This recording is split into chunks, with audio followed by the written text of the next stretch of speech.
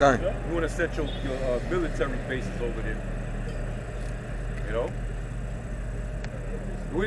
And then they're trying to do the same thing with Ukraine, trying to get them to be admitted into NATO. Yep. Yeah.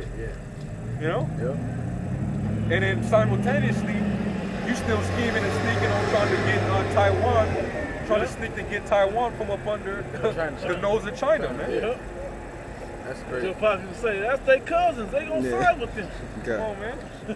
That's like someone trying to take Hawaii from you. How are you gonna react? Right.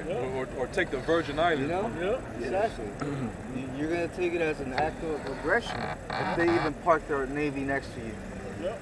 But you can do it though. Yeah. And you're gonna blame them. And they got military bases all over the world. Embassies. I know y'all seen that video where he said the white man had the camera like he was in Kuwait or somewhere. I don't remember where he was at. They were in the Middle East.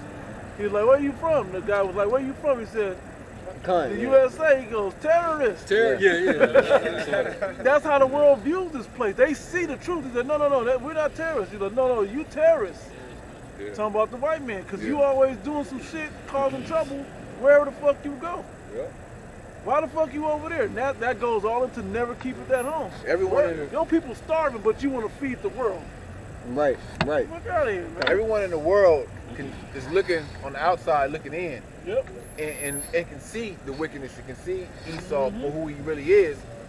In the middle of the Lord, the prophets can hear us living, but you Jakes, you still can't see it. Can't see it. You know, you Stockholm. gotta wake up and see that this place, this country, this system, this setup, this devil that's been ruling is not for you.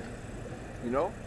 Hey, finish that, because I got something I want to bring out. Yeah, let me keep going, because it goes right into what we're saying, right? Verse 6, it says, let me read the list. It said, "But gathereth unto him all nations, and heapeth unto him all people. Shall not all these take up a parable against him, and a taunting proverb against him, and say, Woe to him that increaseth that which is not his?" This ain't your shit, man. Why you want it? Covetous, right?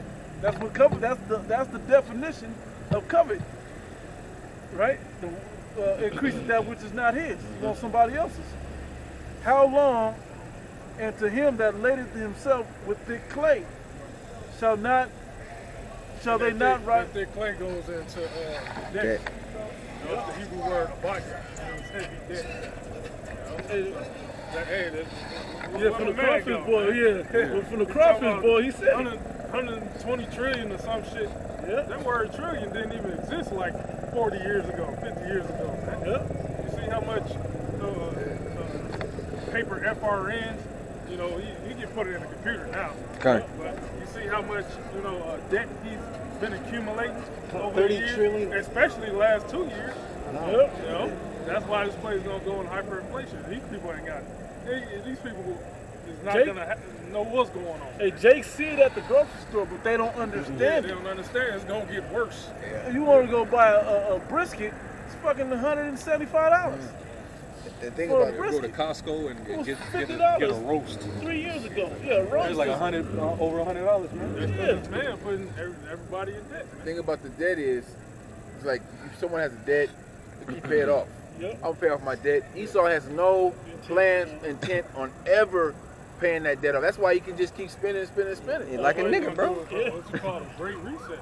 Yeah, He'd rather just he'll reset burn it. it down. Hey, it's I'm gonna clean everybody's slate. Yep. I'm gonna forgive you like the year of Jubilee. Yep. But you got to come on to this new system That I completely control. that I completely control. Yep. You know? But the thing about that is, you won't have a choice because the money is only going to be good in that new system. The old money, you can't say, well, I'm not going to do that. I'm going to just, deal with these U.S. dollars. Like, no, the U.S. dollar is through. You have no choice. You know how bad certain people don't want to go into this new system? Like, I'm going to forfeit all my wealth. Yeah. All them Saudi money, they forfeit all of that if the world takes on to this new system. Esau been using that debt to buy gold and silver too. Okay. He's been using that FRN to buy. They'll lose all their riches unless they cleave onto that new system. Onto that new system. Yeah. You know, which they ain't gonna let them get their same value for that. Which is controlled by that. It's gonna be controlled by that corrupt. He said you're gonna own nothing and be happy. Yeah. That's really what he say. Verse 7 says, "They shall not rise up suddenly, shall they not rise up suddenly that shall bite thee, and awake that shall vex thee, and thou shalt be for booties unto them, because thou hast spoiled many nations. All the remnant of the people shall spoil thee, because of men's blood, and for the violence of the land, of the city, and of all that dwell therein." In other words, these nations, they're privy to your track record. Okay. They know how much blood you done spilled all over the planet, man. So now they're rising back up at you. And the Lord is using the Russians. He's rebuilding them as in the time of old, stirring up the spirit of the kings of the kings. And now they like, hey, we want to get with them. They can rival the great whore and the beast. And also China. And China as well. China, the funniest thing is China playing both sides. He said, "Hey, it's a free." How did he say it? I forgot how he said it. But he said, "We can't go ahead and make the best deal that's good for us. Why we gotta deal with you?" Yeah, because China make the best deal. China's in a position where it could tell America, like, "Hey, you can't tell me nothing." Right. Yeah. I can do business with whoever I want. Yeah, I'll shoot nukes on your people. Bro. But like you said, they're playing both sides of it by their opposition of America as far as military and positioning go, but they're also allies because they provide America with all these goods. So it's like, it's kind of like with Revelations 18 where it says they're going to weep because of the money that they were making off this place. But at the same time, the Most High is going to put the spirit on them along with other countries to destroy this place. So it's like, damn, okay, do we want to fuck up our money now? But hey, they're gonna be like, we ain't getting this shit back. They got ambition to take over the world too. The scriptures say, was that Proverbs 21? The heart of the king is in the hands of the Most High. And like the river of water, he turneth it whithersoever he will. So the Lord's going to control their mind to do what they're going to do, even if they don't want to do it.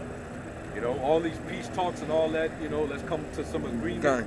That sounds good, but the Lord wants a fight, man. Because he said it. If the Lord said it, that means, hey, that's it. And then they just say another the Lord mustered the host of the battle. Another day of failed talks. They're all fighting because they all want to be at the top of the summit. They want to be that top nation that rules the world. They want to be up next. You know? So that's part of the reason why all these nations are fighting each other, because they want to be at the top. You know, they want to be that summit.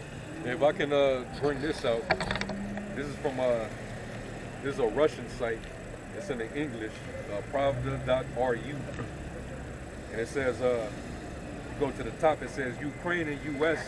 back Russia into the corner, and I'm going to jump down. This is what they said. It says, had Ukraine been more astute and forward-thinking, it would have realized that the West had no interest in the well-being of Ukrainians, but simply to use its geographical location to place Allied forces and weapons in Russia's front yard. That's it. In the event of a ground war, the U.S. strongly prefers to have tens of thousands of innocent Ukrainians die and their cities and infrastructure to be destroyed, rather than have the destruction of a single plus resort in America's backyard. This is the tactic America has used whenever it has fomented uprisings and rebellions. And we look back into America's recent wars, we can see the path of death and destruction that created it. Korea, 3 million dead. Vietnam, 2 million dead. Iraq, 1 million dead. In Afghanistan, 176,000 dead. We do not even mention here the devastation and misery it has brought about in these American-made wars. Also, there has been fivefold that number and wounded and injured in addition to the destruction of their homelands and infrastructure. Wherever America goes, chaos, death, destruction, devastation, and misery are sure to follow. I think I read that article too. Yeah. Yep. Oh, go ahead. What you got? Micah 2:2, and they covet fields and take them by violence, and houses and take them away. So they oppress a man and his house, even a man and his heritage. There it is. That's what the prophecies say, man. And the brother read that, and you think about it. Why? America's all the way over here. So, and Russia's that close to Ukraine. Why would they ally with them when their protection, they can't protect them? You know, they can say that they can protect them, but they right there, they can destroy Ukraine if they want. Got it. So, it would be smart for Ukraine to just ally with Russia versus, because then they like these other countries over here that's allied. I mean, on the other side of the world that's allied with America. America's not going to protect you when shit really get shit the fan. You know, it's like, oh, I got a big brother in New York. He can't do shit for you right here if you getting your ass whooped. My OG brother in jail. Let's use it in nigga terms. A lot of niggas would understand.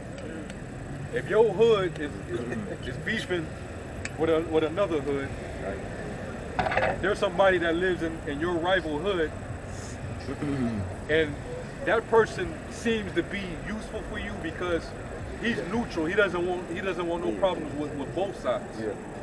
So that person that's living in your rival neighborhood's territory, he's starting to do secret talks with the rival hood while he's living in your hood. Yeah. Your next door neighbor. Your next door neighbor who doesn't want to. I don't represent this neighborhood, and I don't have a problem with them. Now, what if they get in his ear and start saying, "Hey, the hell with them. Yeah. And we'll supply you. We'll give you some weed. We'll give you a gun. Hey, if you want some of the homegirls from the hood, you know what I'm saying? We'll let one of them. You know what I'm saying? You want to smash one of them? You know what I'm saying? And make a deal with them, and now all of a sudden, now we got somebody in their hood that can turn their house into, you know, It's a trap. into a trap. Yeah. They can get ops, you know. Now we can know your whereabouts. We got somebody spying on y'all that's relaying messages back to us about what y'all OGs is doing and whoopie whoop. Where y'all at, where y'all kick it, all that. You know what I'm saying? Where your weed spots is at and everything, so we can go and rob it. New whips that y'all just purchased so y'all can't slide on them. All that. I hate to use a nigga analogy, but it's a reality. just break it down in those terms. Because you that's have exactly where Ukraine, That's what if they're opening up to the West in Russia's front yard, that's basically what you're doing. Yeah. Okay. Now you're That's asking. not wise at all. You're asking for Russia to kick your ass. Yeah. You know? Like, okay. Y'all gonna join the NATO? We just gonna bomb you. Yeah, I'm just gonna fuck you up. Yeah. Yeah, we First thing I do. gonna, like a nigga, hey, you shooting back to the ops? You giving our information back to the ops and you live in our hood? We're going to run you up out of here. You finna spray your whole crib up. Get you the hell up out of here. You're done. You know? Now you're a direct enemy of war, man. Huh? The brother used You the done quote involved earlier. yourself in street politics. Yeah. And the brother used the quote earlier. He said, "The enemy of my enemy is my friend." Con. Yeah, man. Yeah. And what was heavy about that last line, let me read it again, because it was in bold. Yeah.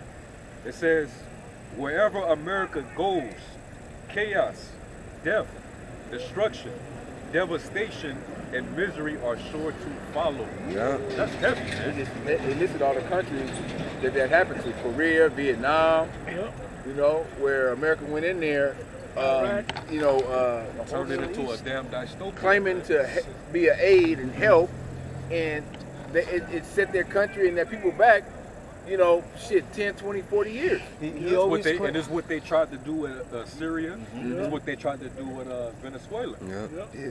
They blame the dictator that he's just this cut. evil man that's trying to kill his own people.